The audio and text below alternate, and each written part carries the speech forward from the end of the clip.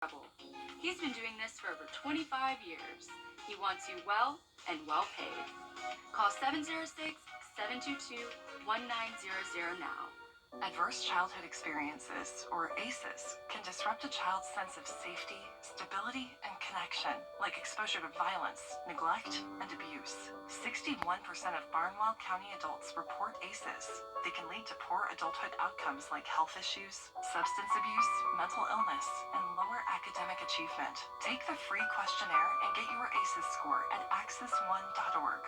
This ACEs prevention message is brought to you by Access One Center of Barnwell. BillImposters.com.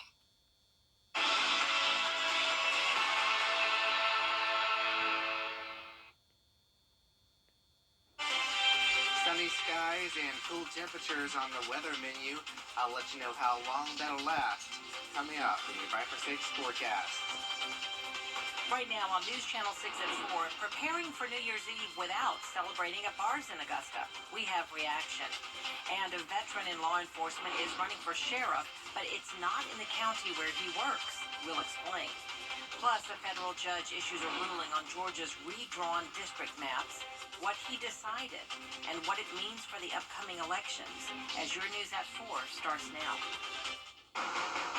Live from Television Park, this is WJBF News Channel 6 at 4.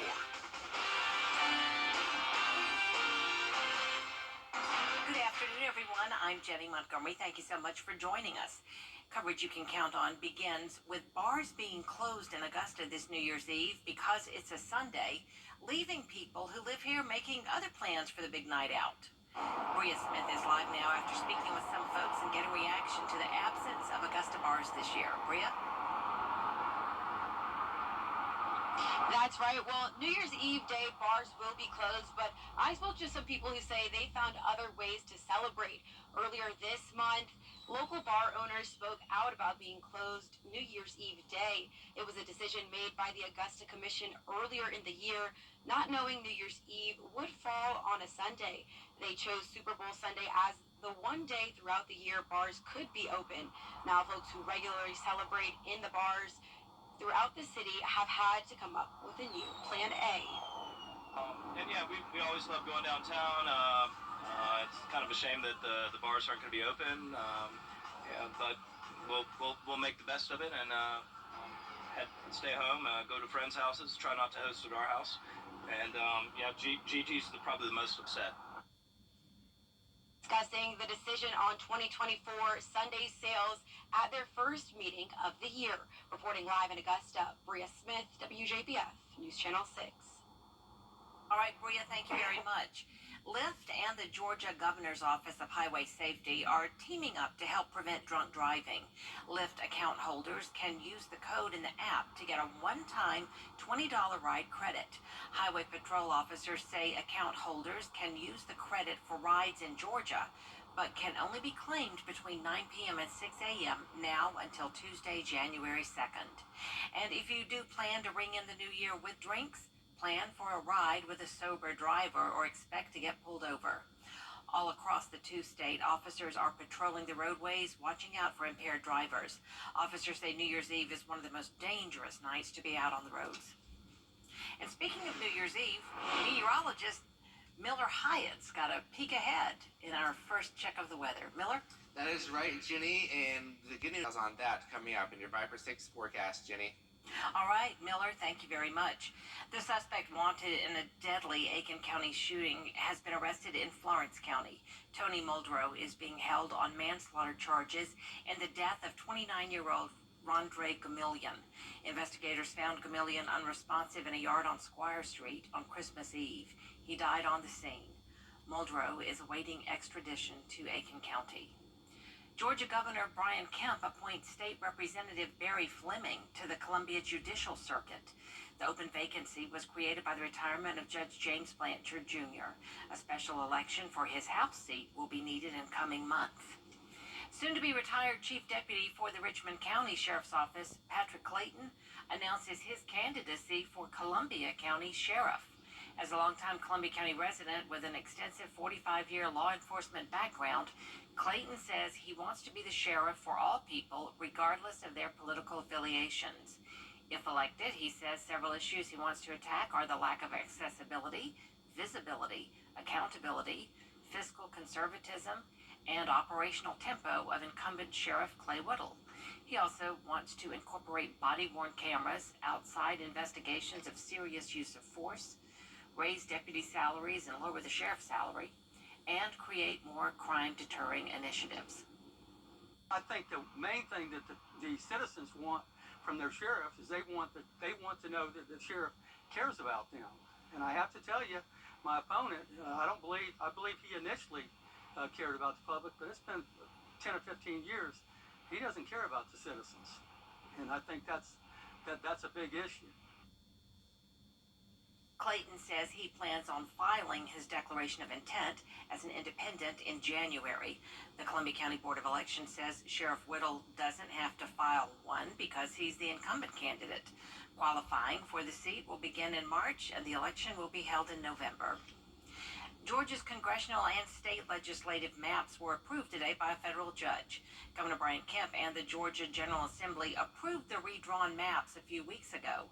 In October, the judge first ordered state lawmakers to make new maps that better reflected Georgia's growing African American population.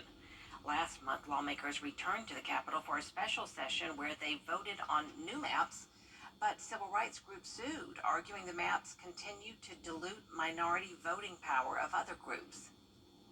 The NAACP is calling for a change in the state of South Carolina, demanding that elected officials pass a hate crime law after a cross-burning incident in Horry County. Over the Thanksgiving weekend, investigators say Warden Butler and Alexis Hartnett burned a cross in their neighbor's yard. Deputies say they opened the state investigation after learning the suspects had a pattern of racially motivated threats against their neighbors. Charges were brought on the state level, but due to the circumstances of the incident, the department agreed to turn it over to the FBI. I can't speak on behalf of the Federal Bureau of Investigation. I will say that the county charges are in effect, and that court date is coming up. I'm not sure of the exact date of that. They will have their chance to come to trial just like anybody else. We'll do that in accordance with the FBI. We're just providing our information with what they are looking into in a much deeper way. Along with the FBI, the NAACP has also launched an investigation into the situation. Coming up, researchers are studying a new blood test that could help with early detection of lung cancer. We'll take a look at their findings when we come back.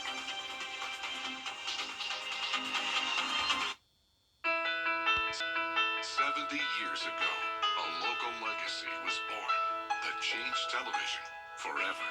Who would ever have thought that television would have become as important as it is, JB? But throughout it all, one thing that has remained the same is the passion we feel for our community and the dedication we have to our viewers. WJBF News Channel 6, celebrating 70 wonderful years of coverage you can count on. Attention homeowners. Give the Bathfitter family a call today for that free in-home estimate. Welcome back, everyone. According to the CDC, lung cancer is the third most common cancer in the United States. And now researchers are studying a new blood test that could one day help with early detection. Here's Aaron Morgan. I've been fortunate to be part of a couple of research studies looking at developing a blood test to help identify lung cancer before people get symptoms from it. So at an early stage when it's more easy to treat, more likely to be cured. Dr. Mazzone says the studies looked at individuals with and without lung cancer who were also eligible for lung cancer screenings. Ultimately, they found success with two different kinds of blood tests. Both were able to identify a majority of the lung cancer cases. He says this is promising since current lung cancer screenings consist of a CT scan, and many people aren't getting them done when they should. And those that do tend to not come back for their annual scans. He says a blood test could help solve that issue. Another application of a test like this would be to identify folks who aren't currently screen eligible. They're not in the right age range, the right amount of smoking, but still may be at enough of a risk for developing lung cancer that screening could help them. Dr. Mazzone says more research needs to be done, but in the meantime, he strongly urges those who qualify for lung cancer screenings to get them done. The Georgia Cancer Center, Doctors Hospital, and Aiken Regional Medical all offer cancer screenings. It is another sunny day across the CSRA, but will it last into the weekend? Miller Hyatt has that for you coming up after the break. I'm Attorney Chief. And parts of the West Coast are dealing with similar conditions, and it comes right in the middle of the holiday travel rush. Rena Roy has the latest. Roads turn to rivers in central California. Authorities in Santa Cruz County shutting down streets and warning evacuations might be necessary for some neighborhoods near the coast. Similar flooding on the other side of the country in Pennsylvania's Lancaster Township, like this rain-soaked roadway. Today I thought it'd be a little bit better than leaving the day after Christmas. And wintry storms slamming the middle of the U.S. This car flipped over on the side of the road in Columbia County, Wisconsin, with snowfall causing slushy and slippery conditions. Police urging people to take it slow, saying they've responded to several rollover crashes and slide-offs. The extreme weather comes amid the busy holiday travel season. Some air travelers dealing with delays and cancellations. They sent us to a hotel, to Doubletree, and we got there and the hotel was sold out. So we all had to Uber back here, and people just spread out pretty much and slept. The next flight that I have is 8 p.m. tonight, so it'll be 24 hours here. Atlanta's Hartsfield International Airport seeing a crush of people, and the roads are also expected to be congested on Thursday and Friday. If you're in a major metro area like D.C., Denver, and San Francisco, analysts say travel times could be up to 20% longer this holiday season with double the delays. And a good reminder, if you're hitting the road, AAA says the best times to drive are before lunchtime or after 7 p.m. Rena Roy, ABC News, New York. Coming up, an ancient find in Norway. But it's where it was found that's just as interesting. Don't go away. Hurry in, America, the best of perfect fit uniforms. Finally, this half hour, a man in Norway was walking with a metal detector when he stumbled on a rare find. He was searching a plowed field when he uncovered this delicate gold rope. Photos show the bracelet before and after cleaning. Experts say it's more than 2,500 years old and was likely buried in a grave during the Bronze Age. Only 2 similar bracelets have ever been found in Norway. Both were spotted in burial grounds. There is more coverage you can count on coming up at 4:30, including lawmakers are in Mexico to discuss the recent rise of illegal border crossings. Stay with us.